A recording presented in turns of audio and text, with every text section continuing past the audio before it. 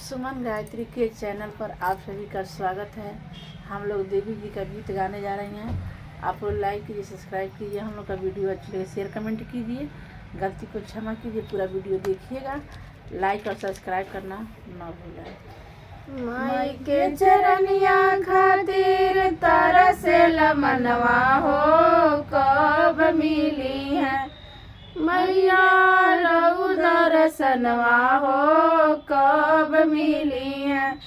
माई के चरनिया खातिर तरसेला मनवा हो, कब मिली है मैया रऊ दर्शनवा हो, कब मिली है मैया रऊ दर्शनवा हो, कब मिली है।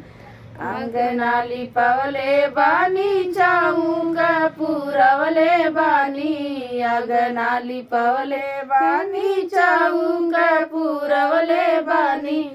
चौका के आरी आरी दिया ना जरवले बानी, चौका के आरी आरी दिया ना जरवले बानी।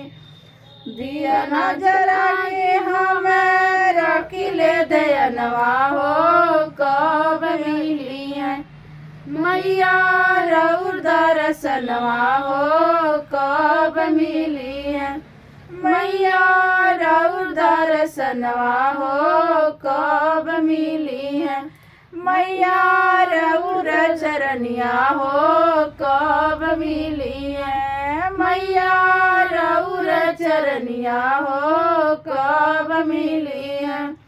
माई के चरनिया खातिर तरसेला मनवा हो, कब मिली है मैया रऊ दर्शनवा हो, कब मिली है मैया रऊ दर्शनवा हो, कब मिली है। सोने के कलशा में जलवा भरवले बानी, सोने के कलशा में जलवा भरवले बानी। कलशा के आरी आरी जाऊआ बोवले बानी, कलशा के आरी आरी जाऊआ बोवले बानी।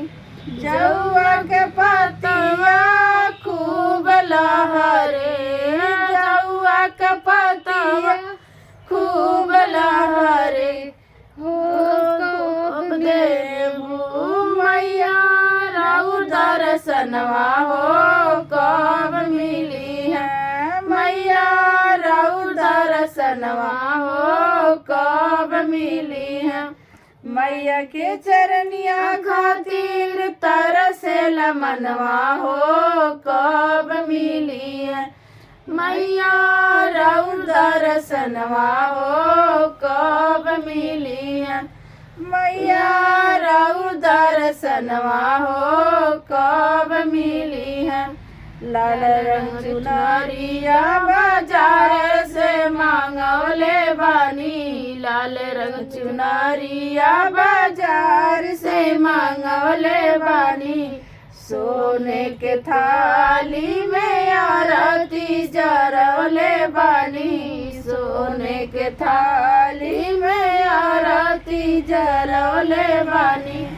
आरती उतारी हमें मांगले मंगनवा हो, कब मिली है आरती उतारी हमें मांगले मंगनवा हो, कब मिली है मैया रऊ दर्शनवा हो, कब मिली है मैया रऊ चरनिया हो, कब मिली है मैया रऊ चरनिया हो, कब मिली है।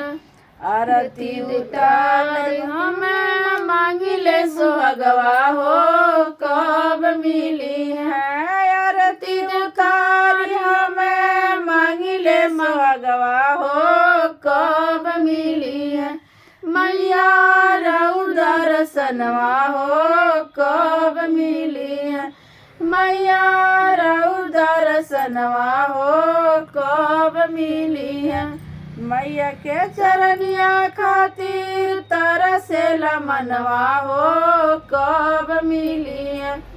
मैया के चरनिया खातिर तरसेला मनवा हो कब मिली है। मैया राउर दर्शनवा हो कब मिली है।